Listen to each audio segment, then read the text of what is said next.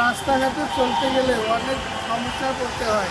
যানজটের কারণে আমাদের ইনকামও বেশি হয় না। বর্তমান যে বাজারের ঊর্ধ্বমুখী, তাতে আমাদের যে আয় করি সে আয় আমাদের কোনো উন্নতি হয় না, বরং কোনোরকম একটু খেয়ে খেয়ে চলতে পারি। চালের দাম 3-4 টাকা কেজি প্রতি বেড়ে গেছে। সব জিনিসের দাম, কাঁচামালের দামও বেড়ে গেছে। এই যে রাস্তাঘাটে আমরা যখন গাড়ি নিয়ে চলাচল করি অনেক জ্যামের সম্মুখীন হই।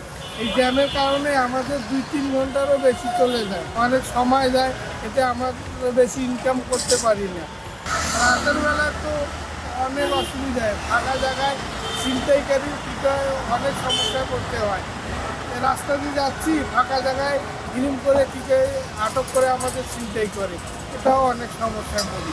অনেক ভয় করে রাতের বেলায় গাড়ি চলে। ছিনতাই করার পর যে রিক্সাটা যে ইয়ার ঘরক দেয়, গডফাদারদের হাতে দেয়, তাদেরকেই যদি ধরা যায় তাহলে তো আর হবে না এই ছিনতাইটা। ওরাই আমাদের থেকে অজ্ঞান করে গাড়ি নিয়ে যাচ্ছে, ওরাই মালিককে ফোন দিচ্ছে, দিয়ে ফিরে আবার 50-60-80 হাজার টাকার মুক্তির ফোন নিয়ে গাড়ি দিয়ে দিচ্ছে। আর আমাদেরকে অচেতন অবস্থায় রাস্তার সাইডে ফেলে রাখতেছে, হয় টিকা দিয়ে রাখতেছে ফেলে। এতে আমরা হয়তো মারাও যেতে পারি।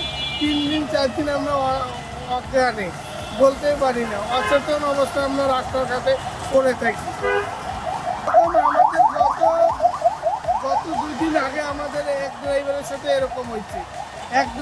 এক মিশু নিয়ে গেল, ড্রাইভারকে অচেতন অবস্থায় রাস্তার সাইডে কলা বাগানের এদিকে ফেলে রাখছে।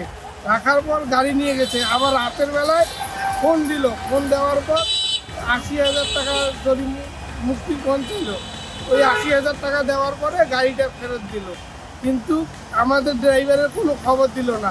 আমরা অনেক খুঁজাখুঁজি করার পর এই ড্রাইভারকে গতকালকে 3টার সময় আমরা পাচ্ছি কলা বাগানের মোড় থেকে। দেখা যায় কী করে পুলিশের হাতে দেয়, পুলিশ কী করে, পুলিশ হয়তো জেলে দিল, আবার জামিন নিয়ে বেরিয়ে এলো।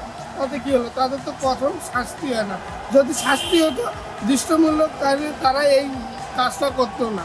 তাদের তো শরীর স্বাস্থ্য ভালো, তারা এই ছিনতাইগুলো কেন করে? তারা তো কর্ম করে খাইতে পারে।